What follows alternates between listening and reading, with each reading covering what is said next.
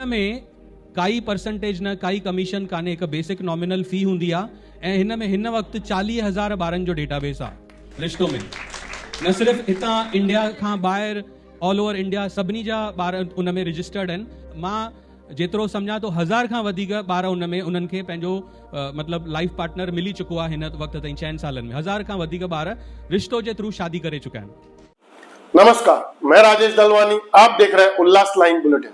उल्लासनगर महानगर पालिका चुनाव के तहत पैनल नंबर 7 के आजाद नगर परिसर में चुनावी प्रचार के दौरान रिपब्लिकन पार्टी ऑफ इंडिया के उम्मीदवार भगवान भालेराव और बीजेपी उम्मीदवार सुचित्रा सुधीर सिंह के समर्थकों के बीच विवाद हो गया।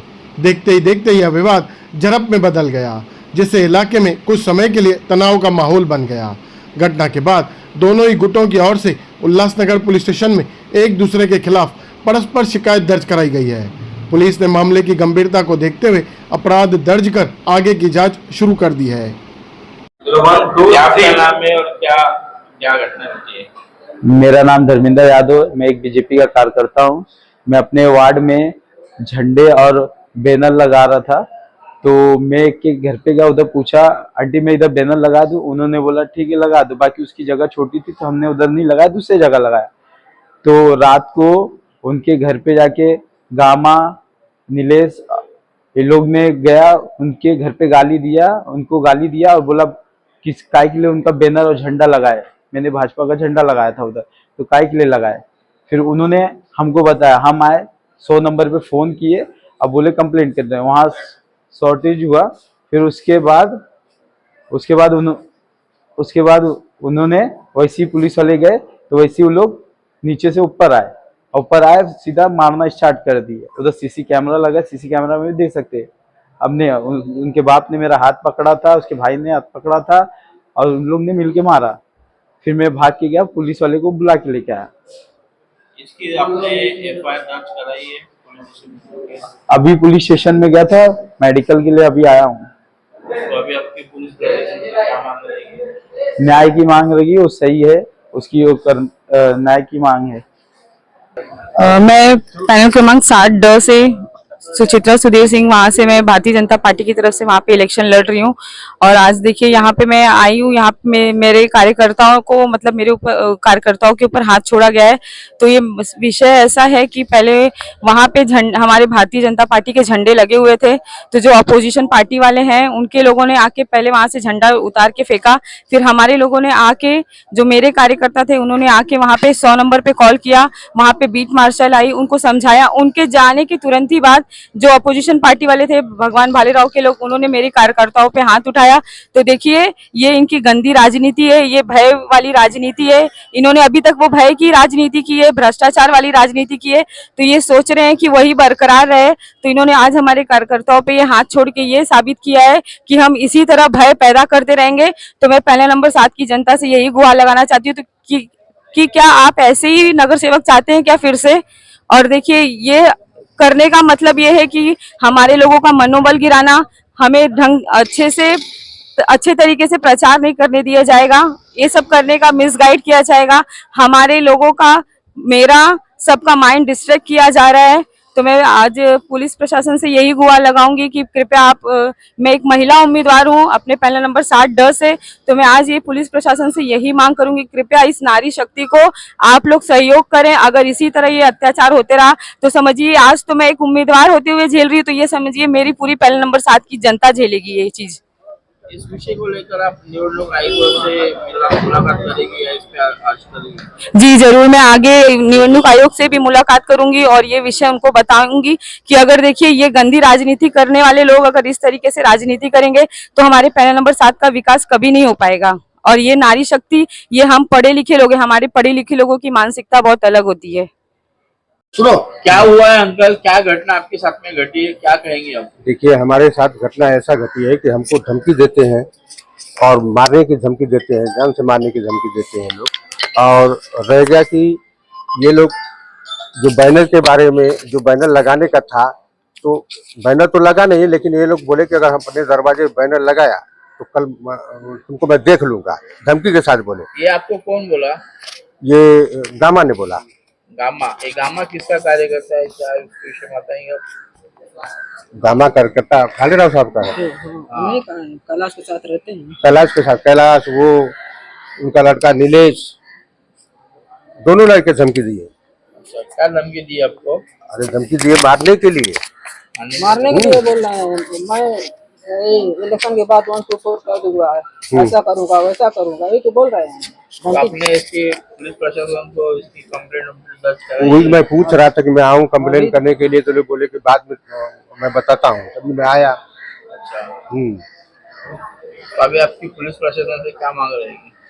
अपने पुलिस प्रशासन से यही मांग है कि हमको सेफ्टी दे, हमारे साथ कोई घटना नहीं हो।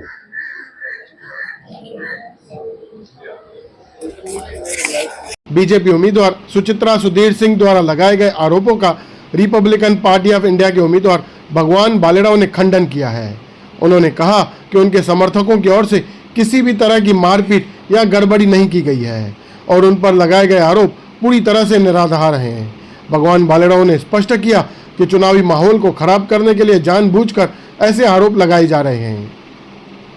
नंबर 7 में भगवान बालेराव जी कल एक अटैक हुआ है एक बंदे पे, तो उस प्रकरण में जो जिलाध्यक्ष थे भाजपा के और यहाँ के आपकी भाजपा के जो उम्मीदवार है सुचित्रा सुधीर सिंह, ने आपके ऊपर आरोप किए, आपका क्या कहना है?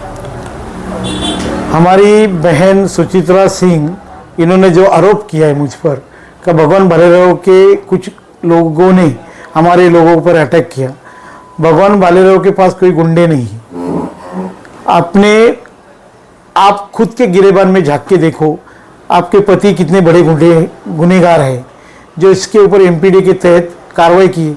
मेरा उस घटना से कोई वास्ता ही नहीं था, लेकिन मेरा नाम लेके उन्होंने बहुत बड़ा गलती की है। तो पूरे शहर को मालूम है, मेरे प्रभाग को मालूम है दहशत किसकी है शहर के अंदर, किसके पास क्रिमिनल लोग हैं, ये सब अच्छी तरह से मालूम है।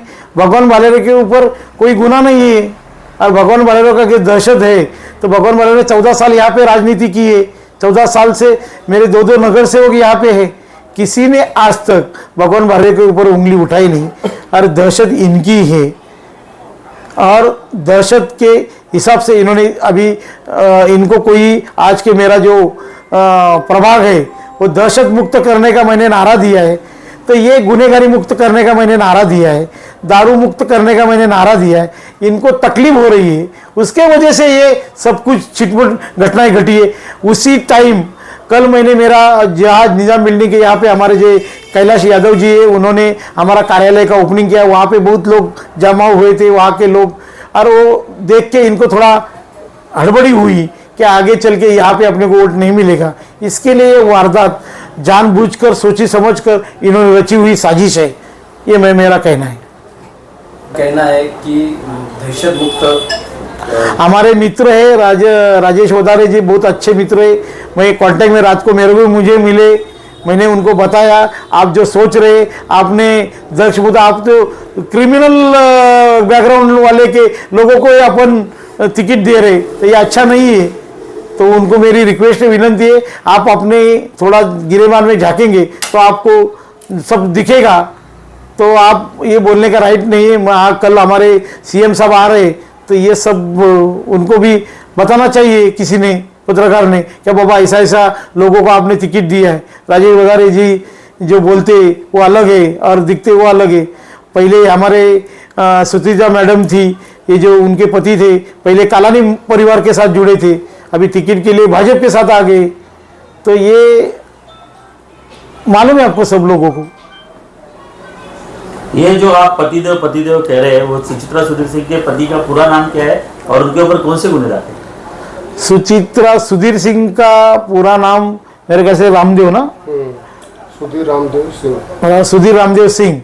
इनके ऊपर मेरे ख्याल से 17-18 गुना दाखिल है और उसके वजह से उनके ऊपर 4 साल पहले एमपीडी किया था। वो एमपीडी में आज तक हाजिर नहीं हुए, मिलते नहीं पुलिस में, और ये हुए तो वांटेड रह गए। चुनावी माहौल के बीच हुई इस झड़प की घटना से आजाद नगर परिसर में नागरिकों में चिंता का माहौल देखा जा रहा है। पुलिस द्वारा स्थिति पर नजर रखी जा रही है और शांति बनाए रखने की अपील की गई है। ब्यूरो रिपोर्ट, महेश रोकड़े, उल्लास लाइन बुलेटिन, उल्लासनगर।